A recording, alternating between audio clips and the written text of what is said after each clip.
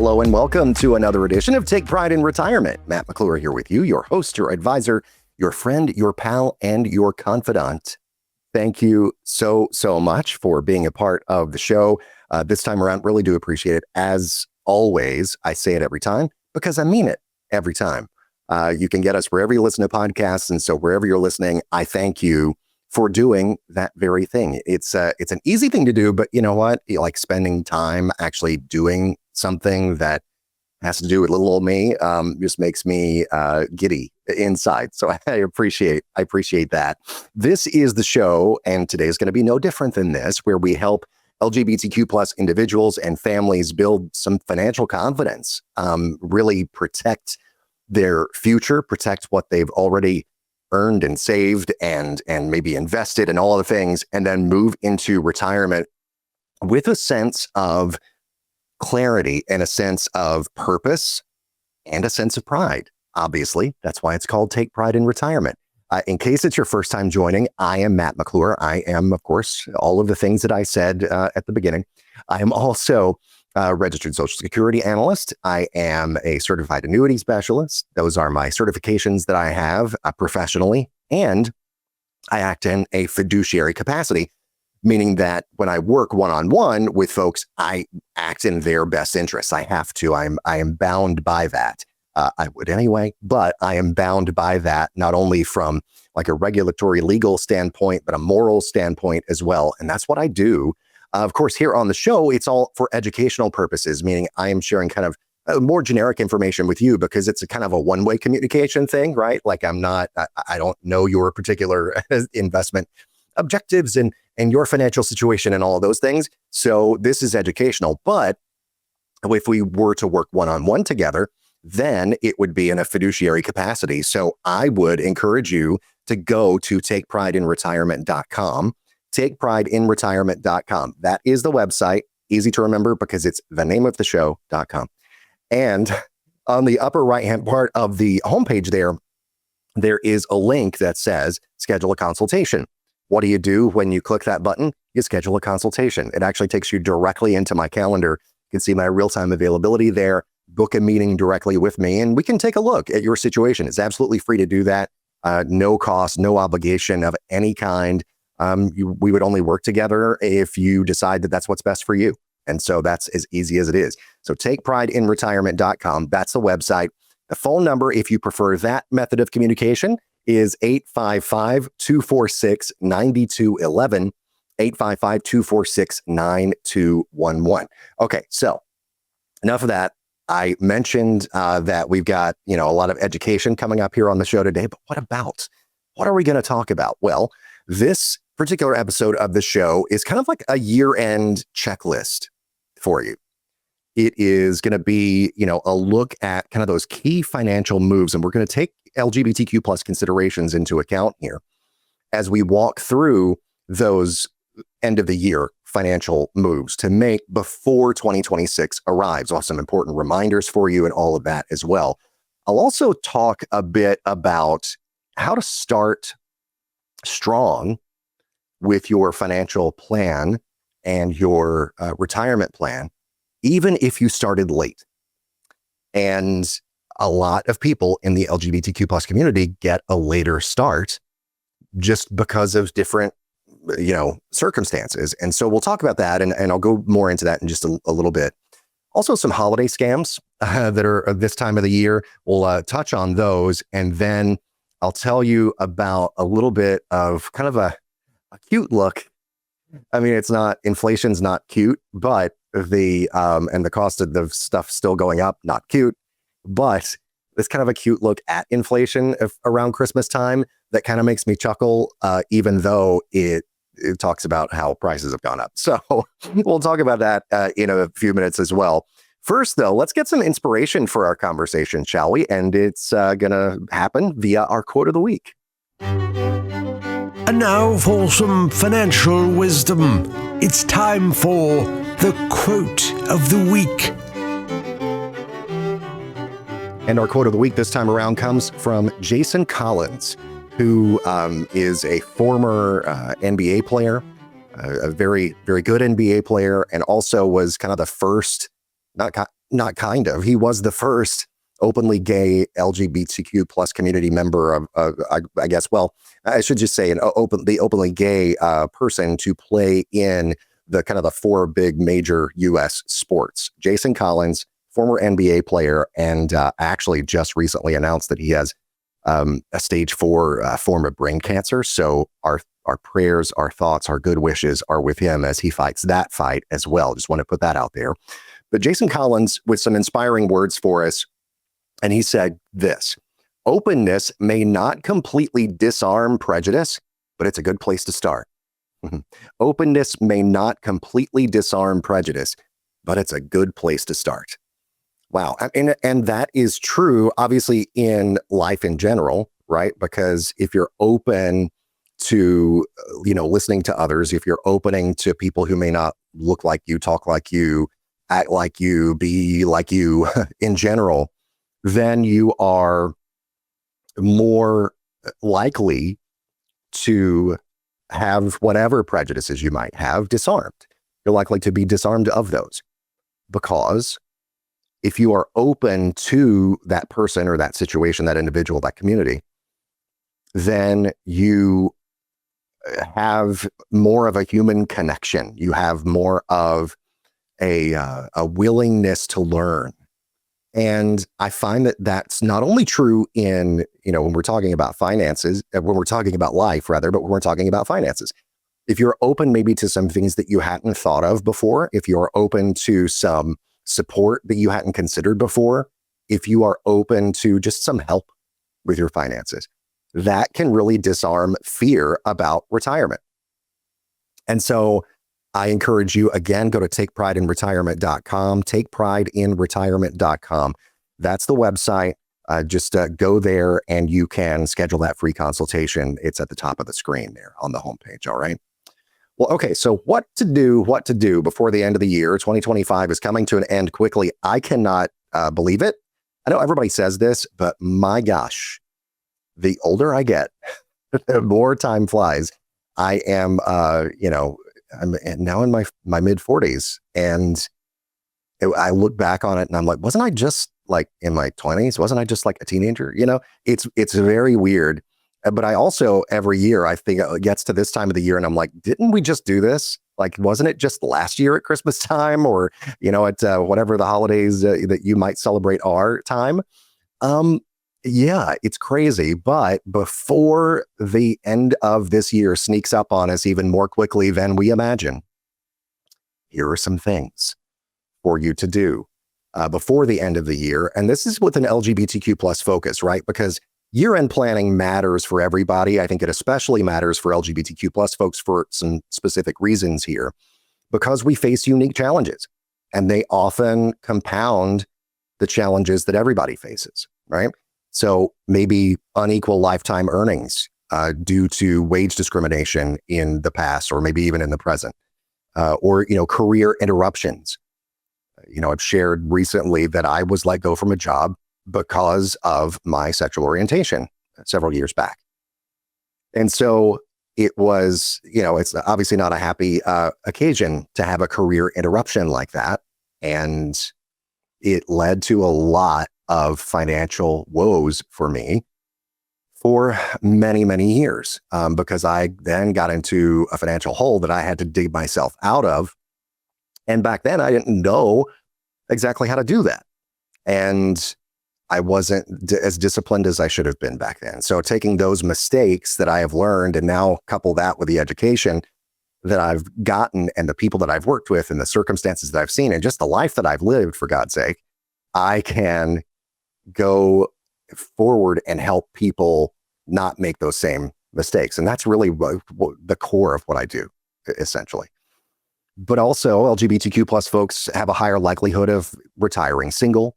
Maybe you don't have spousal benefits that you can rely on, less access to family caregiver support. Maybe you've got that chosen family instead of that biological family that you rely on. And, circumstances are just different for everybody. Higher healthcare costs, perhaps, greater reliance on long-term care services because of that lack of access to family caregiver support. gaps in estate protections if documents haven't been updated. Let's say you were married and you got divorced, but you didn't update your documents. Well, update those documents. Make sure your beneficiaries are updated, things like that. And that's going to be one of the elements we talk about here. And so the end of the year really is an opportunity for a fresh start, kind of level that playing field as you head into 2026 by making some strategic moves going in. So number one for this LGBTQ plus focused year-end checklist, revisit that budget and revisit your spending habits with your reality in mind and not somebody else's, not rules of thumb that you've heard maybe, which I mean, they can be good, but don't treat them like absolutes. As Obi-Wan Kenobi said, only a Sith deals in absolutes. So don't be a Sith. But the reality is that you have to take your reality into account. And so like, let's frame this in the context of inflation as we look at this. Inflation affects everybody, right? But LGBTQ plus households often experience higher housing costs, less generational wealth, especially like on a per capita basis. If you are unpartnered, if you are, living without a larger family unit, that kind of a thing. Increased medical expenses as you get older as well, especially things like long-term care. I mentioned it just a minute ago. You don't necessarily have that structure around you that, the kids are going to care for me when I, reach a certain age and a certain level of health, et cetera, et cetera. And so a year-end review of all of those things, all of your spending and your budget, what's coming in, what's going out, just take a minute to sort of take stock of what the year hath wrought for you. And it really helps redefine what your retirement lifestyle can support and has to support. If you take a look at what you spend now and what is coming in now, you can really say, oh, did I prioritize the things that I'm supposed to be prioritizing? And just by doing that, just by stepping back and taking stock, then you can reallocate, to use another financial phrase. You can refocus your attention where maybe it should be. More of it, right? Number two is to check your debts, especially if, like me, that I shared a minute ago, that some past discrimination created financial setbacks for you. Now, you're often, and I speak from personal experience on this, so this is not true for everybody, obviously, but in my personal experience as an LGBTQ plus person, we're more likely to have higher credit card balances, lower credit scores a lot of the time, fewer assets, all because of past discrimination. This has not obviously happened to everyone, but aside from myself, I do know others whom this has happened to.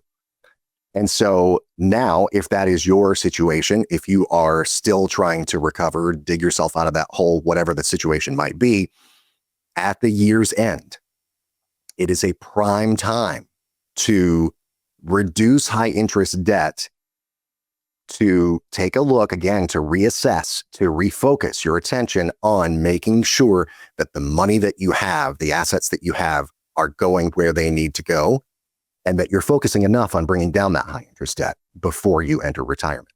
Because the less debt you have in retirement, the happier you're going to be. And that is true the vast majority of the time.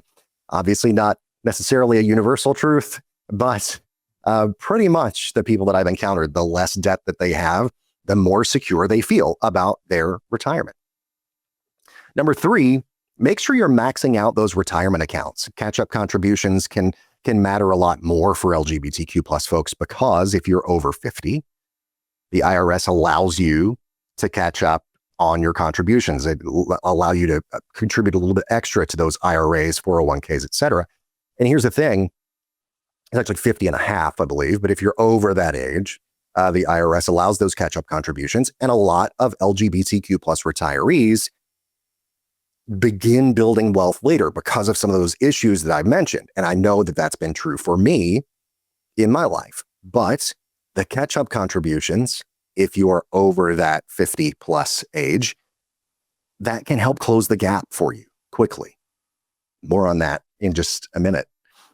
Number 4, run the numbers for your RMDs. Those are required minimum distributions. Yes, the RMDs are basically, if this is a thing that you have not heard of or are not familiar with yet because you are not of age to do those things, if you are age 73 and older, eventually it'll go up to 75, but if you are age 73 and older, from any tax qualified accounts, so these are like tax deferred accounts, 401ks, IRAs, that kind of thing, 403bs, TSP if you're a federal employee, those kind of deals.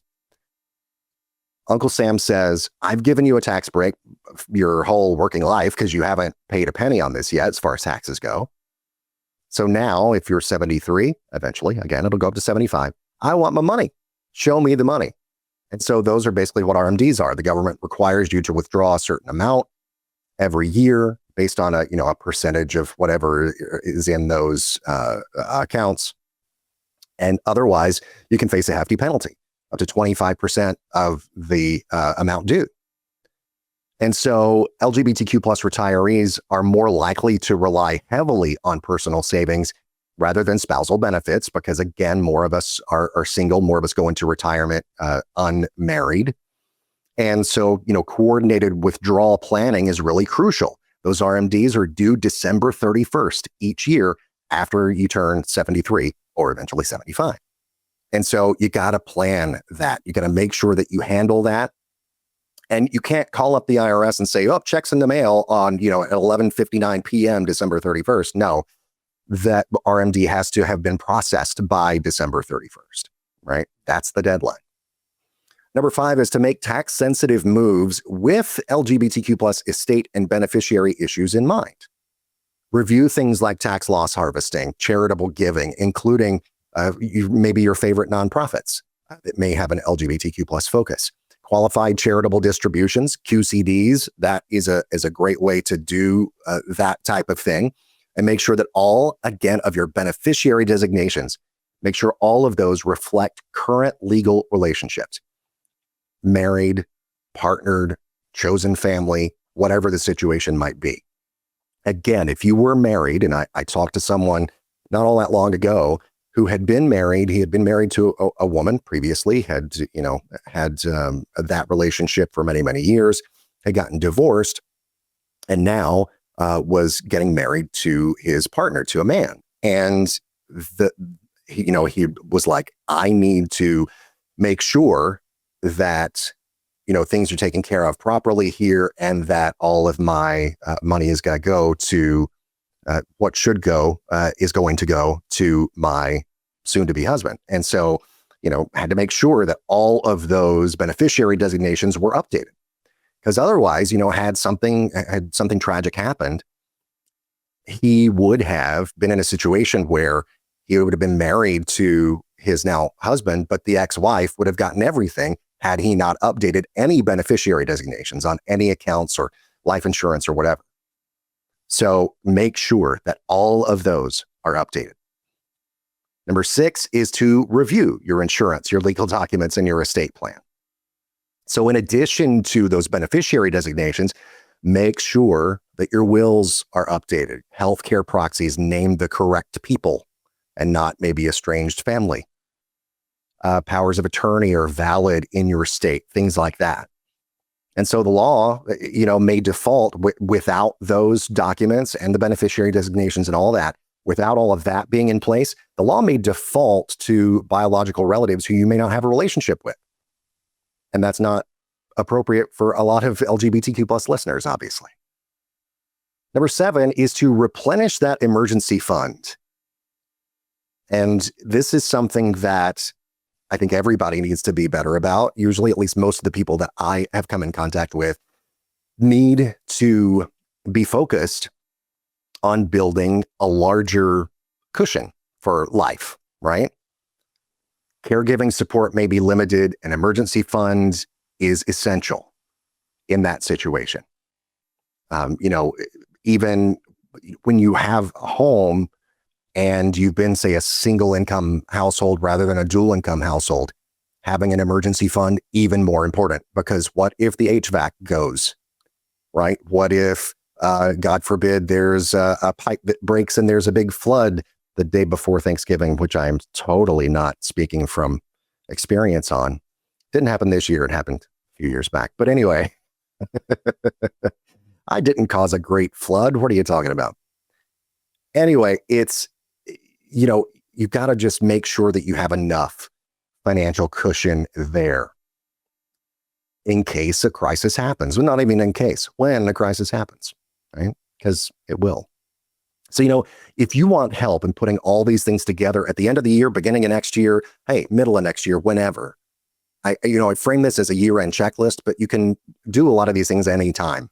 It's just right now, as the calendar is getting ready to turn, it's a good time to take stock, But if you want help and need help putting all this together in an LGBTQ plus affirming way, working with someone who understands the community, who's a member of the community, give me a call, 855-246-9211, 855-246-9211, or you can visit takeprideinretirement.com, takeprideinretirement.com. It's the name of the show, Take Pride in Retirement. And I'll be glad to walk through all those things, the budgeting, future tax planning, retirement readiness, legal protections that every LGBTQ person needs to take into account. Make sure that those T's are crossed, those I's are dotted. Again, takeprideinretirement.com. All right, so this one is a great topic, I feel like, to talk about. Starting strong, even if you started late.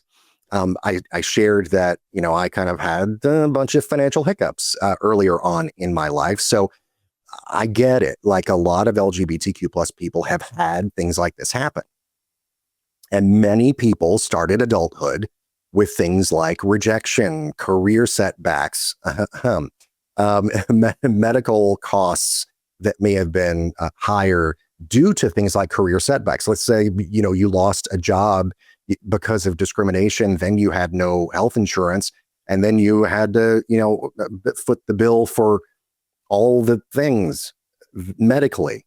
And so that can dig yourself into a big hole very quickly.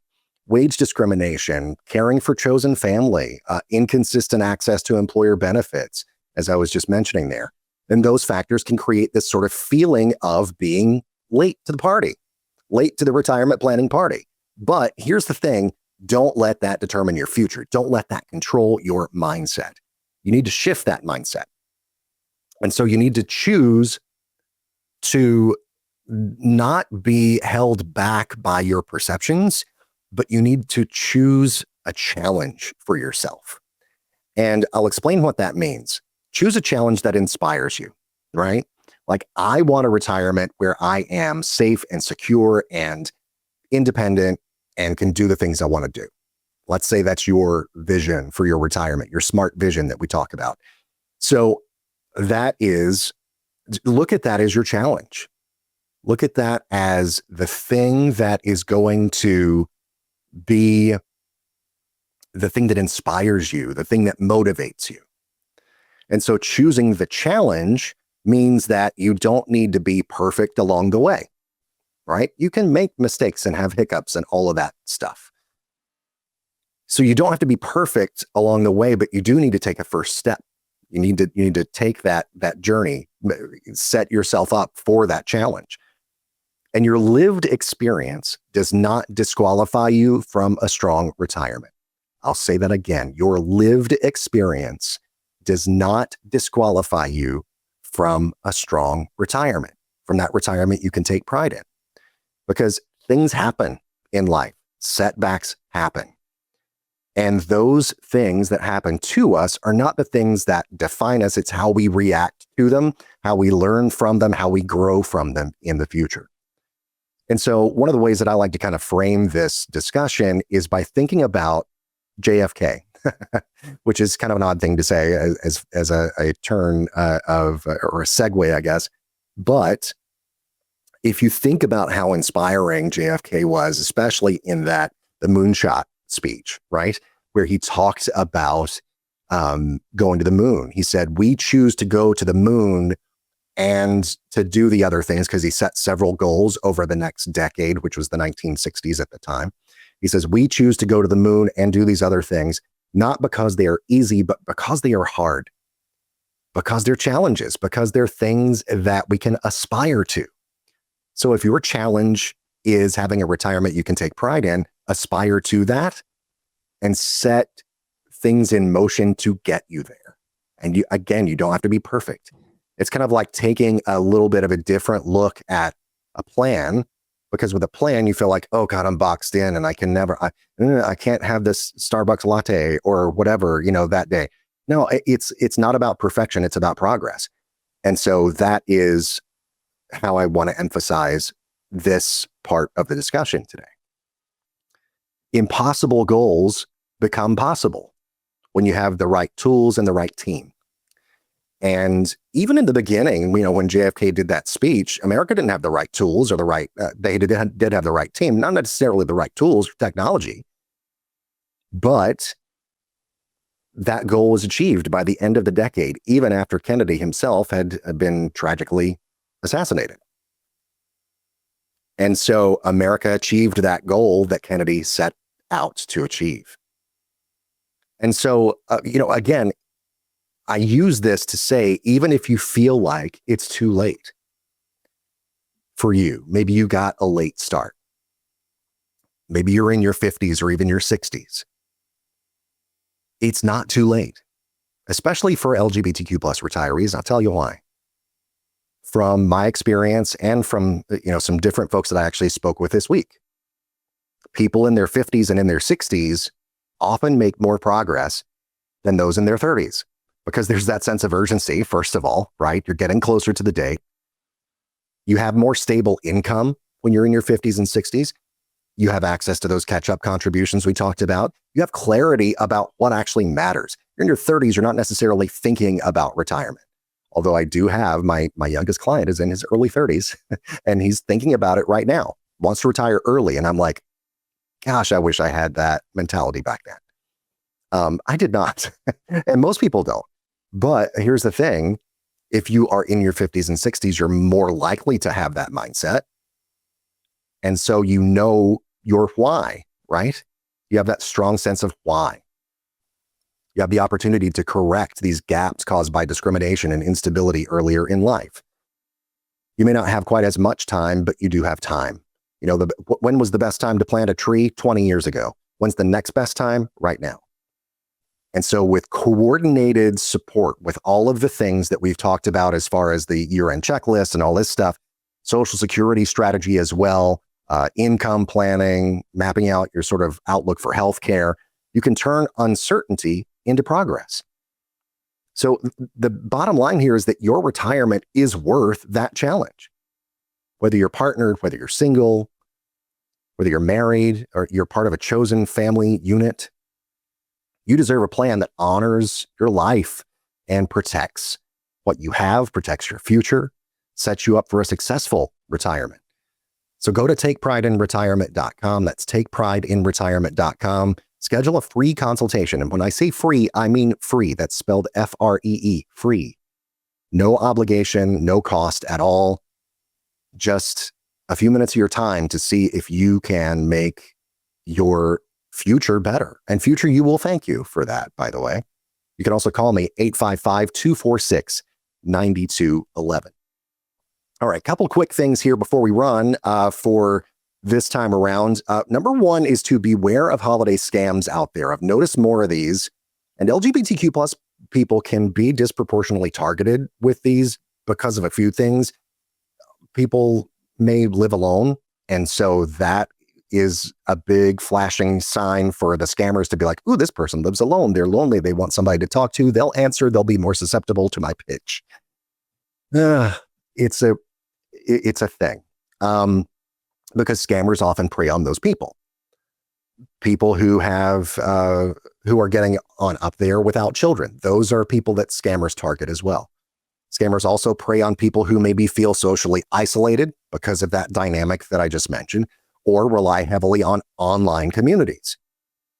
And those patterns do tend to overlap with the LGBTQ plus community and the demographic pretty heavily. More than half of Americans actually reported, according to AARP, receiving fake shipping notifications. LGBTQ plus individuals who tend to shop online more frequently are especially vulnerable with that. And so AARP out with their report this year on big scams, and different scams are affecting people this year. Those fake delivery alerts, your shipment could not be delivered because of XYZ thing. No. If you see something, if you get a text that says, this is UPS and we couldn't deliver your package, do not click a link in that message. Go online to UPS. Hopefully you have a UPS account. FedEx, same thing. Postal Service, same thing. And even Amazon, really. And look at your accounts there and see if you actually have a package that's on its way to you. If you don't have one of those accounts, call UPS, FedEx, Amazon, whoever, and make sure that this is a legitimate thing. Chances are it's not, but just make sure, just in case. But do not click a link in whatever type message you receive. Fraudulent social media marketplace ads are out there as well. Send me money and I'll let you, come pick up this thing. And then they never show up or they never ship the thing. Gift cards that have already been drained. That's one that's been around a couple of years now in a really big way. Fake charity solicitations. People saying, oh, give to the Human Rights Campaign or give to this other organization. And here's my PayPal or my Venmo or whatever. LGBTQ plus focused charities are not exempt from those type of scams. So make sure that you go directly, if you want to give, go directly to that organization. Romance scams targeting older LGBTQ plus adults. Again, there's that social isolation piece that comes in with that. So stay safe. Again, never click on those links in delivery texts. Go directly to the USPS, UPS, or FedEx. Avoid any unfamiliar online retailers. Only shop with legitimate places, like those places that you know of, the big retailers, or if it's a local place that has a website, make sure that you're on the right website. Maybe call that retailer and say, hey, is this your website? Yes or no, whatever. Make sure that any gift cards that you want to buy have not been tampered with, have not had, the back scratched off where you can see the code and that kind of thing. Verify LGBTQ plus charities, as I was saying. Use credit cards as well instead of debit cards for online purchases. This is a biggie because those credit cards tend to have better protections against scams and against purchases that are fraudulent, right? All right. And one last thing here before we run, I wanted to sort of mention this. It was the thing that I said was kind of cute. Even though, prices going up are not that cute. The PNC, the bank, comes out every year with its what they call the Christmas Price Index, the CPI. Obviously a play on Consumer Price Index, which is a federal government statistic of inflation. But the Christmas Price Index is something that happens every year as well around this time. And it kind of takes a look at the items in the 12 Days of Christmas, the song, the Christmas Carol. And it shows how much the cost of all of those things have gone up. So the PNC Christmas Price Index shows that if you buy all 12 gifts from the 12 Days of Christmas, that would cost you $51,476 and change. So $51,476. That's up 4.5% from last year. So yeah, it's pretty big of a deal there. Purchasing all 364 gifts in the full song. So, it repeats and repeats and repeats, right? So purchasing all 364 gifts that are in that full song, that would total about $218,000 and change. So this year's price increase outpaced U.S. inflation, which was about 3% year over year as of last month. What drove that jump? Well, gold saw the biggest leap. So 5 golden rings, that category, rose 32.5%. That's the biggest increase among all of the gifts. The pear tree, which is often used as a proxy for housing-related costs because, lumber, that rose 14.3%. So the pear tree prices going up. Several items, though, had no price increase at all, like turtle doves, French hens, calling birds, swans and swimming, maids and milking. I've often wondered, like, could we get a gift that's not a bird? It's, why so many birds being given in this song? And if you exclude the volatile swans category, swans tend to be volatile in this index for some reason. 6.1% was what the Christmas Price Index rose. So, 5 golden rings, they've never cost more. And if you thought the holiday shopping was just about joy and cheer, your wallet may say otherwise. So keep an eye on your spending this year and maybe skip out on those swans or any other birds. Again, don't know why. Well, that's going to do it for this edition of Take Pride in Retirement. Again, thank you so much for being a part of the show. I am Matt McClure, as I said at the top of the show. I probably need to say my name more often. But if you are a first-time listener, I thank you for listening to the entire show. Really do appreciate that. And I thank you for just taking the time to hopefully learn a little something, even if you don't reach out and get the free consultation, which obviously I encourage you to do. You've been listening to the show and hopefully gotten something from it. So I thank you for that. I do encourage you, though, to reach out. Go to takeprideinretirement.com. Again, that's takeprideinretirement.com. That's the website for the show. Click on schedule a consultation in the upper right-hand corner. And I'll be glad to sit down with you and look at your financial situation, get things in order for you, make sure that your assets are allocated, they match your risk tolerance, make sure that you get protection, make sure that you have some guarantees in your financial life, and make sure that you've got a plan for income in retirement that's going to meet your needs. So I thank you for that. I thank you for listening. I also encourage you to give me a call, 855-246-9211. So thanks so much. And I will say this, as I say each and every time, take pride in yourselves and take care of each other. We'll see you next time.